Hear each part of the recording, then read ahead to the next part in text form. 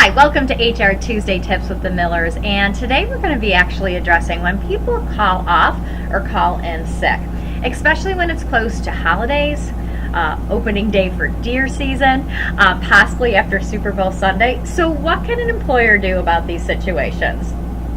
Well, actually, we really start looking at patterns. Obviously people will say, well, I have the time, I can take it the way I want to. First, like we always say, you go to your policies on what's your paid time off policy. Most of the days that we want off, we can plan. So there shouldn't be those last minute kind of call-ins.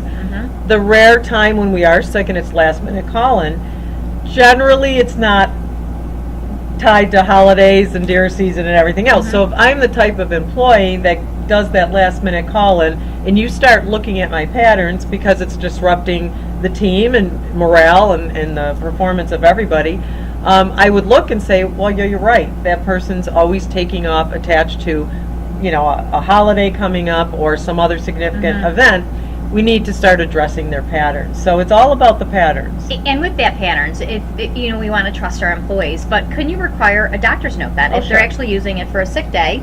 Can you require that? Right, and it's best if it's in your policy, though. So we'd Okay. want to look at that and see, why would we want to use it? Do we have a case to use it? And again, you do your research first to say, well, here's the pattern.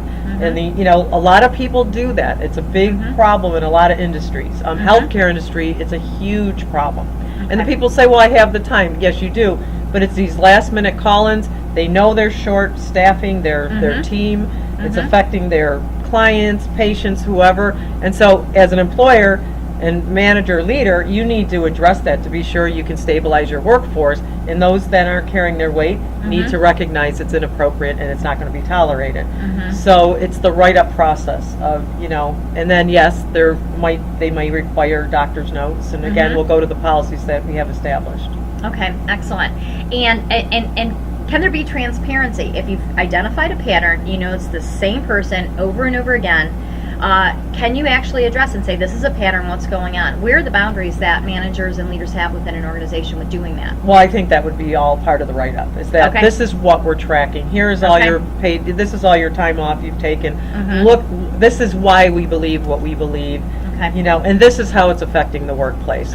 So we need you to start following the PTO policies and call-in policies and be a reliable, dependable employee, which is all part of being the expectations of any employee. Okay. So it just becomes, yes, you have to explain to them what it is that's creating the problem and how it's impacting the workplace overall. And once again, training your management team on what they can and cannot say and how to do it effectively. That's so critical, because they're the ones that are actually making sure they're creating a healthy work environment and they're addressing these issues as they occur. Right. And a lot of times when it comes to the call-ins in particular, that is also a reason for turnover. And that becomes a much bigger issue to an organization. So it's not something I would take lightly. Again, it's one of those things, seek help if you need to look at the situation, but don't ignore it, because it creates turmoil for those that you don't want to have upset in the workplace, because they're there and they're the ones working and doing what you want them to do. So we don't want to ignore it. Watch for those patterns, and yes, we can address them. Excellent, very good. So once again, there's a lot of issues we need to be aware of. There's a fine line between having policies in place, but also addressing these to make sure we're doing what we can to do to make sure we're creating a high-performing workplace. So thank you for listening. I'm Lori Miller. And I'm Janine Miller. Thank you. Sit back, relax. We got this.